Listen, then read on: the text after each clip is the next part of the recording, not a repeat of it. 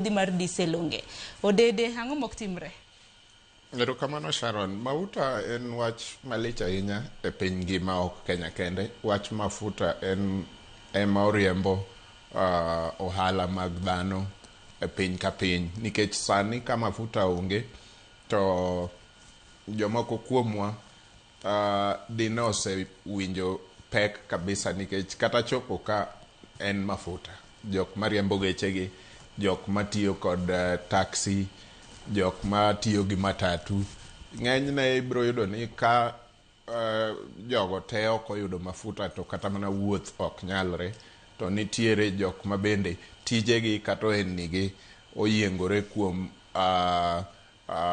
gik machalo generator ma mafuta ema riembo. So eseche ma wach moramora obet ni ji nyalo dhi e petrol station kata kuonde olo mafuta to yudo ka mafuta onge, nyaka kel panic maduong' kata buok maduong' piny duto. To nyaneno ka jatelo ma migawo mar mafuta ochiwo explanation moro ma yes en gi tiende, but dwani mondo nonro pod omedre matin mondo wang'e ane ni to ang'o ma dhi nyime dhi timore e kinde mabiro. Nikech according to jatelo maduong' mar migawo mar teko Opiyo Wandayi, owacho ni kik wabed gi buok ahinya maduong' kaka oganda mar piny Kenya, nikech gin gi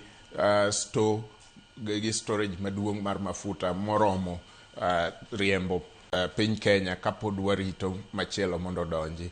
To mano ne ok awinjo kobedo challenged gi members of parliament.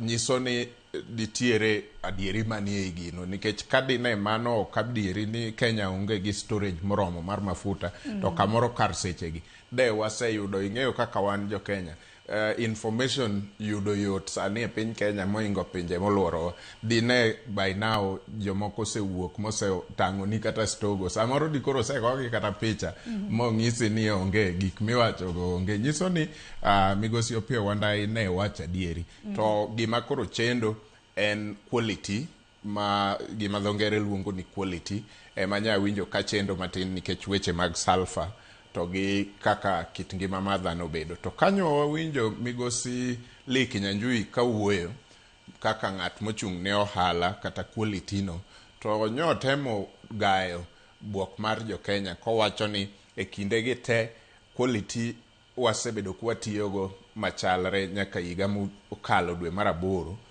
ema ne wamedo idho quality malo. Koro ok en ni sani wakawo quality marach, en mana ni nyo waidho quality marwa malo kaka piny Kenya.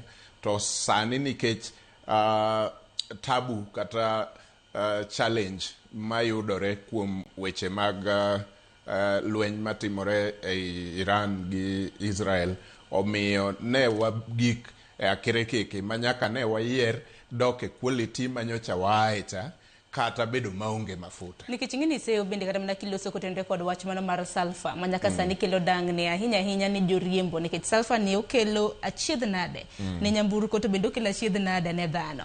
Koro oganda penjo ni dibed ni ma en mauta ma bende nane bed ni idwoko kama nowuok. Inyalo paro ka rang'iny ne niwacho ni ne ok en kare, nikech okiny makawuono kana somo iwacho ni